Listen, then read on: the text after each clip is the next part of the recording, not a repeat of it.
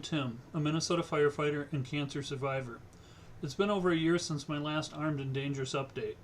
As I continue the journey, I guess it's easy to fall behind with an update when everything's going well and there's so much happening around me. 2022 marked 5 years since leaving the city of Eagan. I joined the Eagan Fire Department in 1992 as a paid-on-call firefighter and served as a firefighter, fire lieutenant, and fire captain over the course of 25 years before retiring from Eagan in 2017. In 2008, I was offered the opportunity to serve full-time with the Maple Grove Fire Department. For nearly a decade, I served as a two-hatter, working full-time, first as an assistant fire chief and later as a deputy fire chief with the city of Maple Grove, while still serving with the Eagan Fire Department. In many ways, it felt like it was the best of both worlds.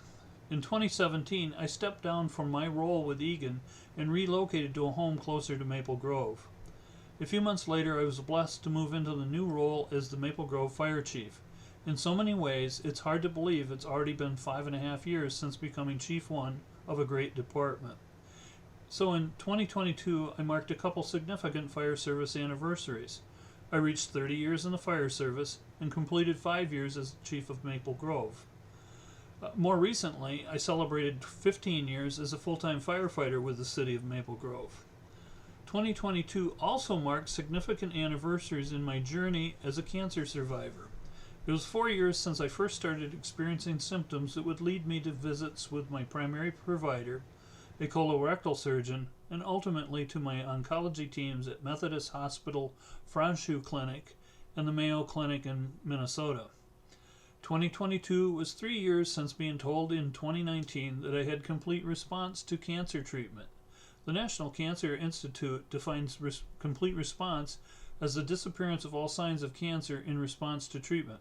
However, it doesn't necessarily mean the cancer has been cured. 2022 was 2 years since completing my final immunotherapy treatment and 1 year since starting treatment to address inflammatory syndrome caused by the side effects of that treatment. So to recap my journey, initially I visited my primary care provider in 2018 thinking I had a simple case of hemorrhoids. That was followed by a referral to a colorectal surgeon who gave me my preliminary cancer diagnosis. Then came a biopsy and confirmation that yes, I had cancer, and more importantly, it was a highly aggressive form of melanoma. More specifically, I was diagnosed with anal rectal mucosal melanoma. Yes, my little pain in the ass that lends its name to my Armed and Dangerous updates. Historically, melanoma is difficult to treat and doesn't respond well to radiation and chemotherapy. In the majority of cases, treatment might prolong a patient's life, but it wasn't a cure. I was diagnosed with cancer during a time of great change and progress in the treatment of melanoma. The oncology team at Franchute connected me with the Mayo Clinic and their team of researchers and doctors specializing in the treatment of melanoma. I received my first treatment in late December of 2018 with ipilimumab and nivolumab.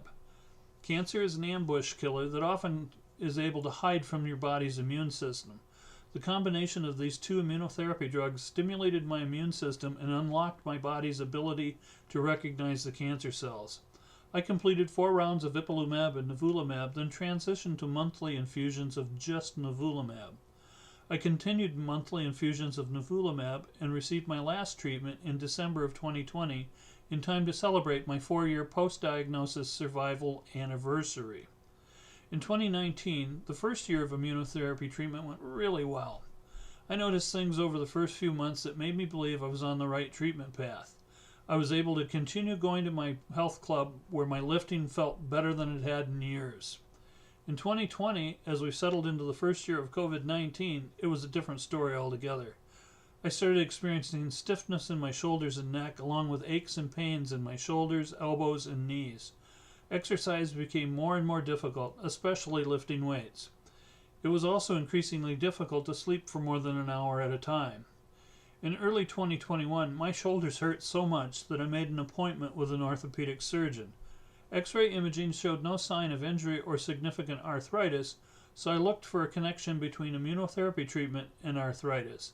I also went to see a rheumatologist to see if my research was correct.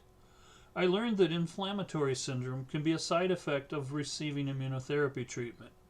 In simple terms, immunotherapy revs up the immune system to unlock the ability to fight cancer. Unfortunately, the immune system doesn't slow down once all the cancer is eliminated. Instead, it's not uncommon for the immune system to shift into inflammatory syndrome and start attacking healthy tissue.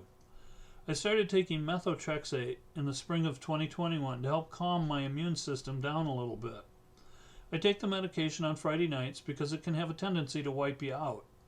That way I have the weekend to rest and recovery and time to work on Monday. I'm doing much better as I approach the 2-year anniversary of starting methotrexate. I'm not sure how long it'll take, but I understand that I'll eventually be able to taper off of methotrexate. In the meantime, I continue active monitoring with the Mayo Clinic. I'm scheduled for a PET CT scan at the end of May with plans for another visit in May or June of 2024.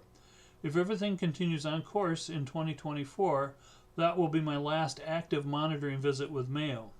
That would definitely place me 5 years past the point when I believe my body eliminated melanoma from my system. So in the meantime, things are going well.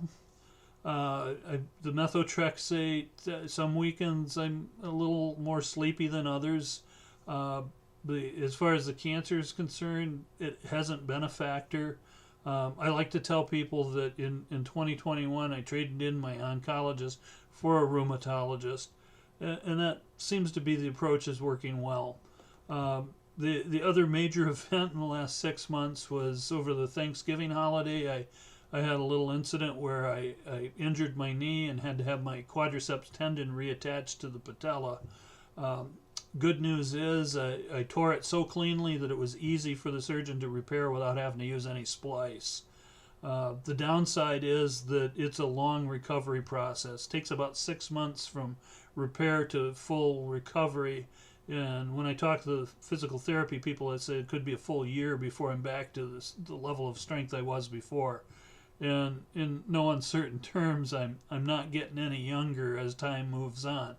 But, as my father used to say, as long as I'm on this side of the grass, it can't be all bad. So, that's the latest update. Sorry it took so long, but that's where we're at.